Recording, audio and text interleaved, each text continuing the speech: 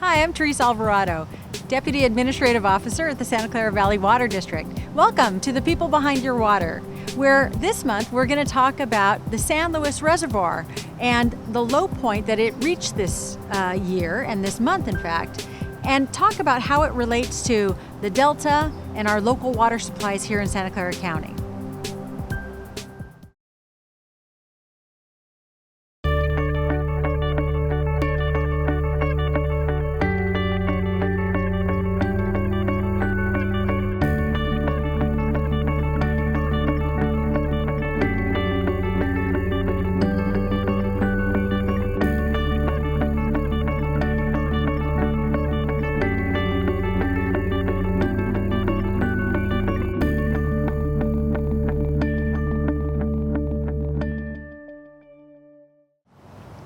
Welcome to the People Behind Your Water. Thank you for joining us. My name is Teresa Alvarado. I'm the Deputy Administrative Officer at the Santa Clara Valley Water District, and I'm joined today by Cindy Kao, the manager for the Imported Water Unit. Hi, Cindy. Hi. Thanks so much for being here with us. My pleasure. Well, we've been hearing a lot recently about the San Luis Reservoir low point, and I guess they reached the low point in early August. Can you describe a little bit about that and what that reservoir means to Santa Clara County? Yeah, sure. San Luis Reservoir is it's a joint use facility, which means that the State Water Project and the Central Valley Water Project both use that reservoir to store water and convey it for those water distribution or transport systems. it. Yes. Yeah.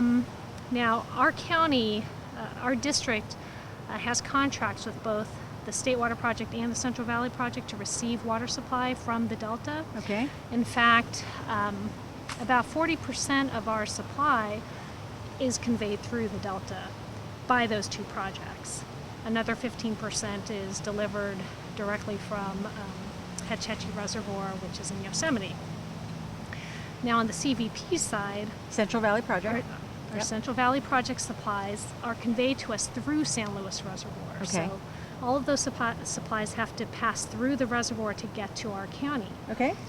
The difficulty is that our intake, the Pacheco intake, is the intake that feeds our county and San Benito Water District, is at a higher elevation than the intake that feeds the rest of the state, the Central Valley and Southern California. And the Department of Water Resources and the Bureau of Reclamation, which are the operators for the CVP and the SWP, the State Water Project and Central Valley Project, they allocate water supplies based on the full use of San Luis storage. So every year they tend to project the water levels in San Luis Reservoir to go very low, below 300,000 acre feet typically, which are levels that cause problems for us potentially. Okay, so we rely on the San Luis Reservoir to store water that we receive from the Federal Water Project, the Central Valley Project, that comes through the Delta. To store and convey. Okay, and transfer Yes. water. So it comes to us from the the San Luis Reservoir is over on Pacheco Pass. Yes, right? It's about 12 miles west of Los Banos near Pacheco Pass. Okay, so it's you see it when you're going from Gilroy to Los Banos. That's right. Right, and it's very obvious when it's low, and it's very obvious when it's high. And it was low. It's been low this year for what reasons? Well, there hasn't been a lot of rainfall to fill it up. That's one big reason. We had a lot of rainfall in December, so December was a wet year, which was looking really good, but then the state dried up in January. Right. So in 2013, we've been looking at record dry conditions, and in fact in San Jose, it's been the driest January through July since we started taking records, since 1874. So there hasn't been a lot of water to begin with. Second reason is that fish populations in the Delta have been declining over the years. And in response, the fishery agencies have been constraining exports from the Delta. So this past December, when water was available, the fish agencies constrained pumping so that we were unable to pump about 800,000 acre-feet of supply. That is, if those specific constraints were not in place, 800,000 acre-feet of water from the Delta, additional water, could have been delivered to San Luis Reservoir, but was not. Okay, so the impacts to us are what? What do we notice in terms of the characteristics of the water or about our supply? Well, there are a couple of issues here. When San Luis storage is drawn down too low, we could experience some water quality issues. During the warm summer months, algae tends to grow on the reservoir. The upper 35 feet or so of the water column will have algae in it, and that algae is also associated with taste and odor problems. It produces substances that create taste and odor problems with the water.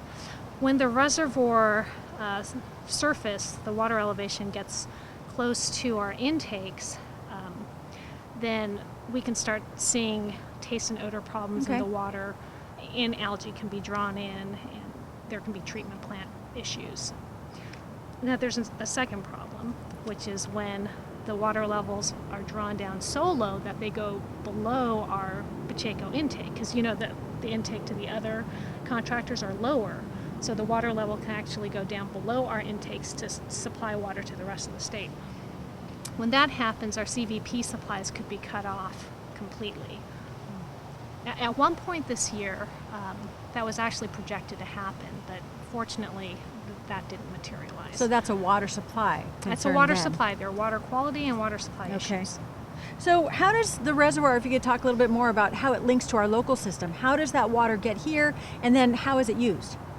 Sure. The water in San Luis Reservoir is pumped by the Pacheco pumping plant, and it's conveyed through pipelines and a short tunnel to our county. And it goes directly to our treatment plants, and it also is used to recharge our groundwater basin. So, for instance, behind us we see a groundwater recharge pond that is used to recharge our groundwater basin. Our imported supplies, both our CVP supplies and our state supplies, are critical in that they meet demands directly, and they also offset the need to pump our groundwater basins. They reduce pumping on our groundwater basins, which is really an important point. Early in our county's history, our demand exceeded our local supply, and our groundwater basins were overdrafted. The surface of the ground surface subsided as a result.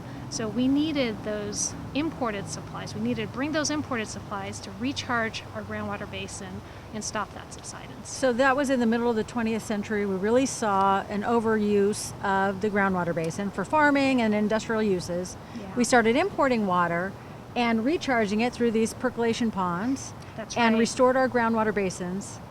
Trying to just translate a little bit, Yeah. and maintain our elevation of the land surface, because right. this underground reservoir beneath our feet is really important to us, and not only for drinking water, but for the subsidence issues, right? Very that much could be so. caused. So it's interesting to show the link between the Delta and our local supplies and our groundwater basin. So can you talk a little bit more about the Delta? Well, yeah. The Delta is really it's a complex place. It's an area where there's a lot of wildlife. There's a very rich ecosystem. It's also the hub of California's water system. So both the state and the federal water projects convey their water through the Delta to get that water to where it's needed most. So the Delta is facing a lot of risks. It's a critical component of the state system, but there are challenges that it's dealing with. As I mentioned before, fisheries are in decline, and that has caused regulators to reduce exports. There are also seismic risks. The Delta is really this network of islands that are surrounded by levees, and those islands they've sunk below sea level.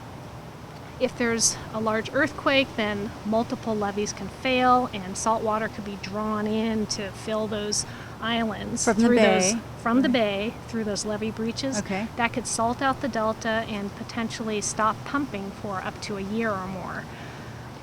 So if California is so reliant on the Delta, and there are concerns about the ecosystem habitat and other threats, what's being done about the Delta? Well, the state did enact legislation in 2009, the Delta Reform Act, that put into place this framework, or it laid out a framework for addressing some of these challenges in the Delta. One component of that framework is the Bay Delta Conservation Plan. And this is a very ambitious habitat conservation plan that is looking to restore upwards of 140,000 acres of natural habitat, native habitat. It's also planning to improve the conveyance system, to construct new conveyance to help address some of those risks to water supply reliability, the seismic risks, and also deal with sea level rise, climate change. And there are other components to the plan to deal with other stressors. So that's a big effort that the plan is, that the state has been engaging in. Since 2006, that plan has been in development. Seemingly countless numbers of public meetings have been held by the state, and the state's been working with a wide array of stakeholders, water districts, including ourselves, environmental organizations, the fishery agencies, the Bureau of Reclamation, Delta users, the Delta residents, all working together to try and bring this plan to completion. The plan is scheduled to come out for public review in October of this year. Oh, wow. Right around the corner. Yep. Sounds like a huge effort. Water is always a contentious issue, but it sounds like because of the concerns that maybe there will be something moving, at least it'll be proposed, you said, in October. Yeah, we're anticipating that the plan itself and the environmental documentation for the plan will come out in October, and that the final plan should be released probably late spring next year. And I know that the governor has been pushing this effort, been very much behind it, as was the previous governor. So I know that we'll be hearing a lot more about this in the media over the coming months, and we can always talk some more about this. Yes. But what else are we doing locally to reduce our reliance on the Delta and address these threats and make sure that we are in a good, stable position with regard to water? Yeah, well, we have been supportive of seeing this plan completed, but because our imported supplies are so important. But we have been doing a lot to reduce our reliance on the Delta. We've already done a lot to increase our conservation and water recycling.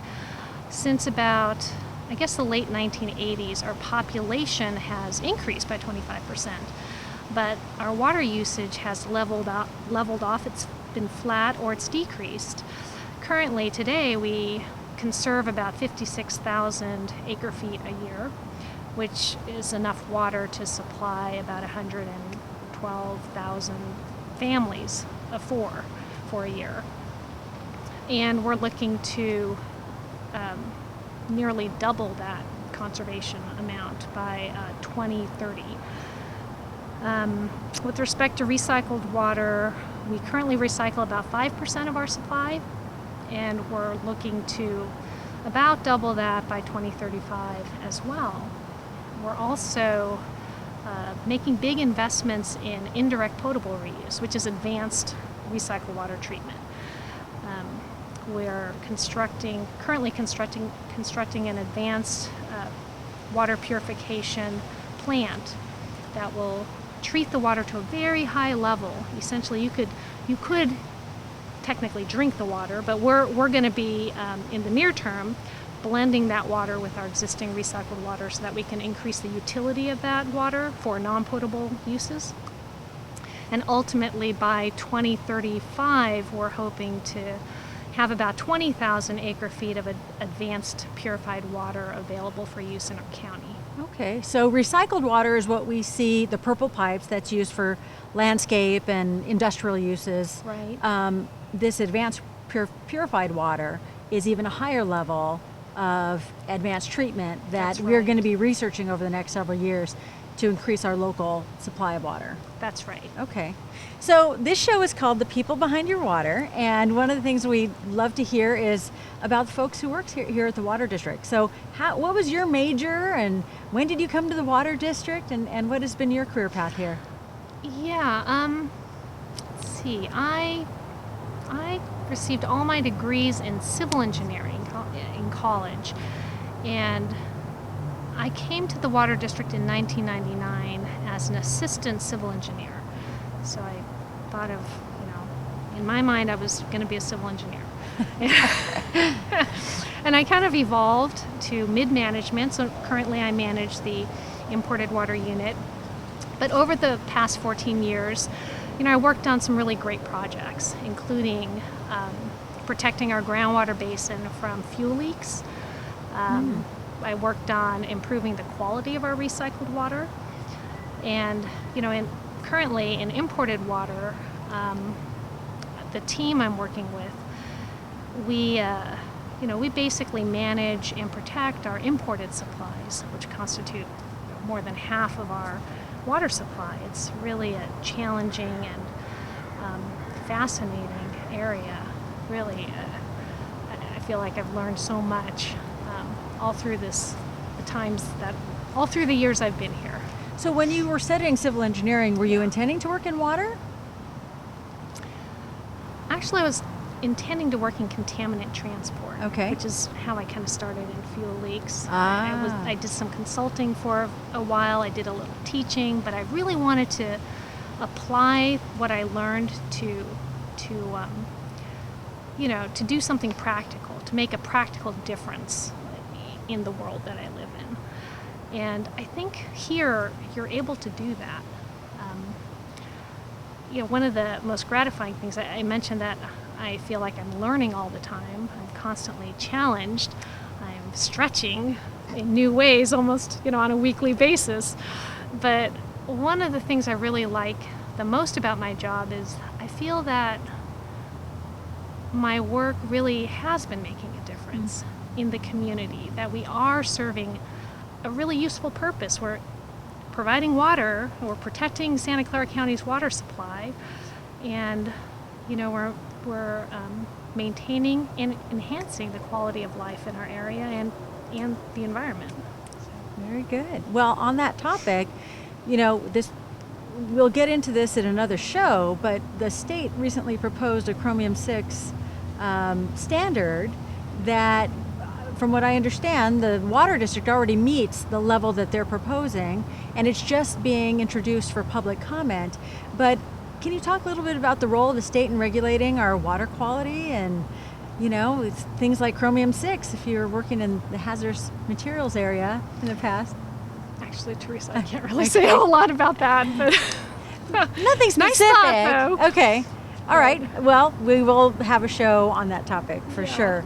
Because water quality is always one of those issues that, when people there's taste differences or odor differences, or they see bubbles or cloudiness in the water, they may think, residents may think that means a change in water quality, when it really doesn't. And so I think it's always important to remind people that we have very safe water supplies and very high quality water supplies. Yeah, I agree. We do. We're Yeah, lucky. We're very lucky. In fact, and our groundwater basin really makes a lot of that possible. And other areas, their geography doesn't allow for that. There are a lot of water districts that don't have a groundwater basin where they can store long-term supplies. Is that right? That is really true.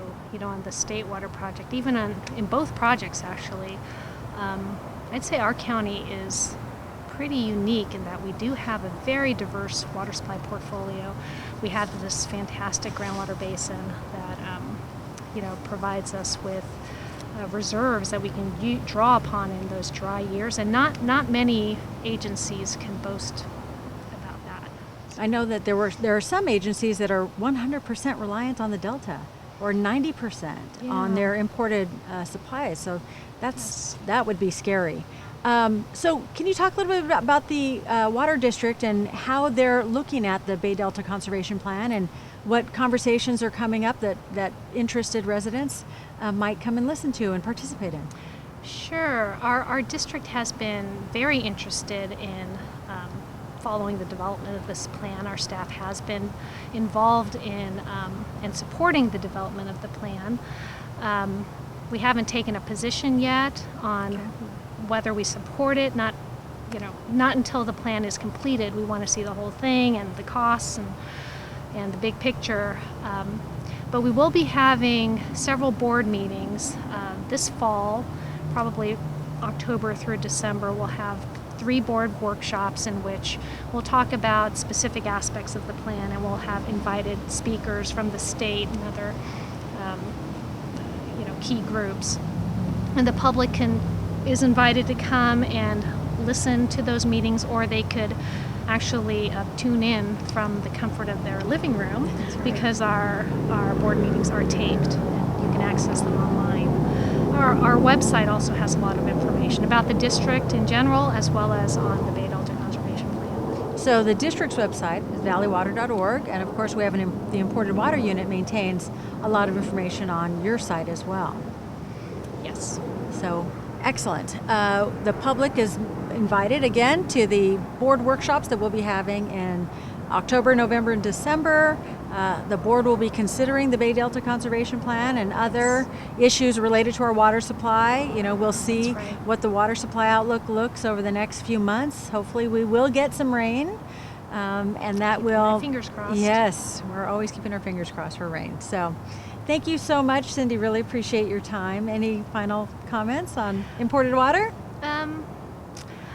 No, just hope it's going to be a wet winter and that we'll continue to work diligently on our Bay Delta Conservation Plan and other projects. Thank you. So thank you for joining us this month. And if you're interested in learning about this and other topics, please feel free to sign up for our e-newsletter through our district website. It's on the main page. Our website is valleywater.org. You can like us on Facebook and follow us on Twitter as well. And if you're interested in cleaning up trash along our local creeks, join us on September 21st for Coastal Cleanup Day. So thank you again for joining us on The People Behind Your Water. See you next time.